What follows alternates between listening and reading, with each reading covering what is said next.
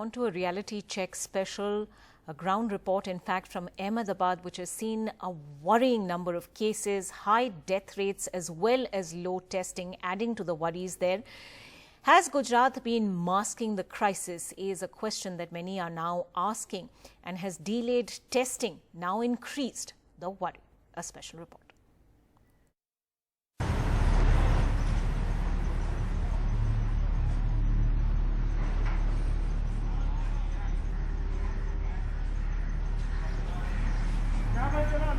So we are in the cremation ground in Ahmedabad, Dudeshwar, which here they tell us is where the maximum number of bodies are coming.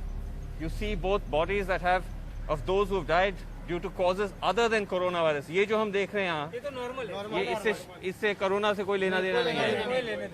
तो ये तो आ ही रही हैं रोज। वो regular वाली है। वो रेगुलर है, लेकिन आप बता रहे थे कोरोना की भी यहीं आती हैं। तो ये है फर्स्ट वाली एक ही अभी। अच्छा अच्छा। तो इसको कौन लेके आता है यहाँ?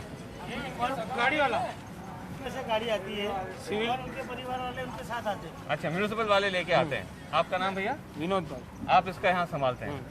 तो वो सिविल लेके आते हैं और यहाँ रख देते हैं और फिर उसको आप अटेंड करते हैं। ये कपड़े हम पहनते हैं। अच्छा, ये कपड़े आप सेफ्टी वेयर पहनते हैं यहाँ पे? आपको दिया गया है। फिर उसका ही नाश कर देना पड़ता है। अच्छा, लेकिन ये खुद आप ही कर रहे हैं सब? हाँ। और इसको आप बता रहे थे कि ये इसको जलाया नहीं जाता, इसको गैस जो क्रेमेटोरियम है, जैसे गैस क्रेमेटोरियम है, वहाँ पे इसको डिस्पोज किया जाता है।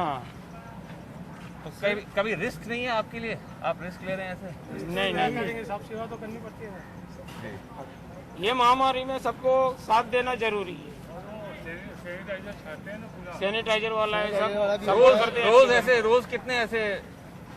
रोज का कम से कम 8 9 पब्लिक बॉडी दोनों साथ में मिलके इतनी होती है।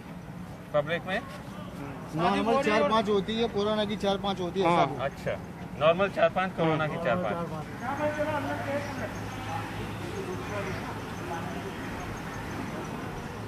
कहाँ से लेके आए इनको? कौन से अस्पताल से? सिविल से। क्या उम्र थी इनकी? 64। कितने वक्त तक अस्पताल में थे? 3 दिन। 3 दिन। और पूरा एकदम कोरोना ने वो कर दिया। उनको तकलीफ और थी, तकलीफ डायबिटीज और ब्लड प्रेशर की थी। हार्ट के पेशेंट थे। अच्छा, ब्लड प्रेशर, हार्ट के वो पेशेंट। सिविल में जमा करवाया ना, इसीलिए उसको क्वारंटाइन कर दिया है। और ये आपको किसने दिया? ये वो अंदर से दिया, सिविल वालों ने दिया। अच्छा, तो आपको ये बोला है कि ये पहन के फिर आपको सब अंतिम संस्कार करना है? अच्छा। क्या नाम है आपका? राकेश भाई। गौतम भाई। फादर का नाम था? नटवर भाई। तो अभी आप ये सब पहन के करेंगे, फिर जाके उसके बाद घर जाएंगे। और आप खुद को, जैसे आपका कुछ टेस्टिंग वगैरह या कुछ हुआ है कि आप को भी कोई खतरा है जैसे? नहीं, हम बाहर रहते थे। अच्छा, आप बाहर रहते थे, अलग रहते थे? हाँ, अलग ही रहते थे। अंदर नहीं जाने देते थे। ठीक है, चलिए। So as we can see here that this is how personal tragedy plays out in the time of a pandemic. The family here of the gentleman who's passed away, they've come here, they have to wear the safety gear and then dispose of the body.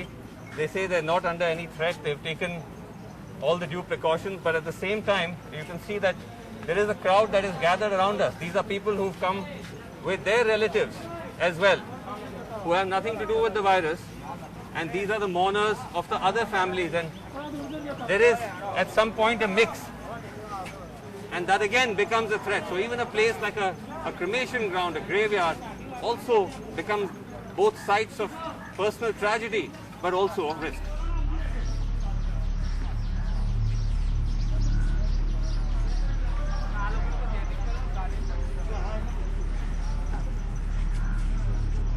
Since there is only one safety coverall assigned to the family, it's the nephew who performs the last rites, along with help from the man in charge of the cremation ground. The son can only watch.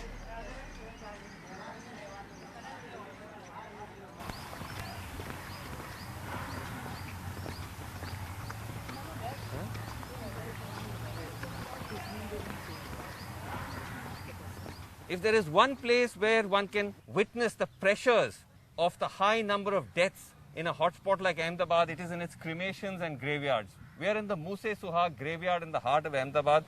This is one of the biggest graveyards here in the area, sprawling graveyard as one can see. And it is here where the bodies of those who die of COVID are brought, in addition to all the other deaths that are taking place. I have with me the two gentlemen who are holding the fort here. आप अपना नाम बताएं? हैदर अली, हैदर अली, और आपका नाम? सैयद लियाकत अली। लियाकत भाई। तो आप दोनों यहाँ पूरा संभाले हुए हैं। हैदर भाई, आपको आपके कपड़ों से ही पता चल रहा है आप तो कबर खोदने का आप काम भी करते हैं, लेकिन यहाँ कोविड के भी बॉडीज आते हैं।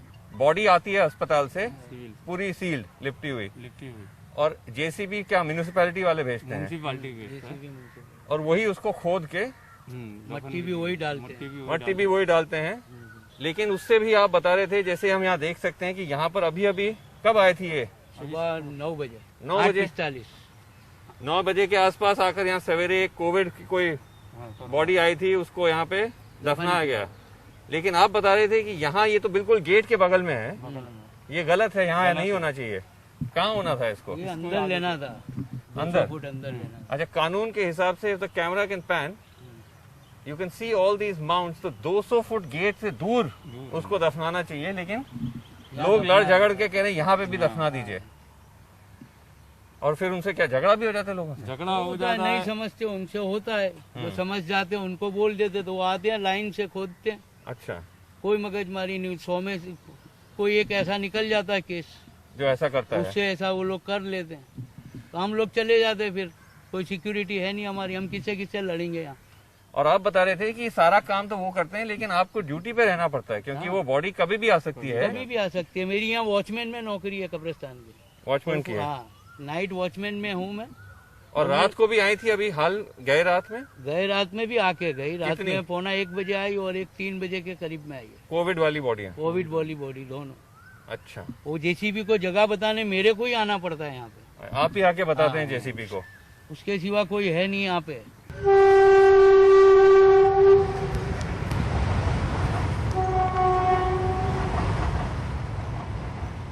This is one of the threats of being a graveyard in a COVID hotspot, that the safety wear that is worn by the municipal workers who come to dispose of the bodies, the complaint is that they're not disposed of.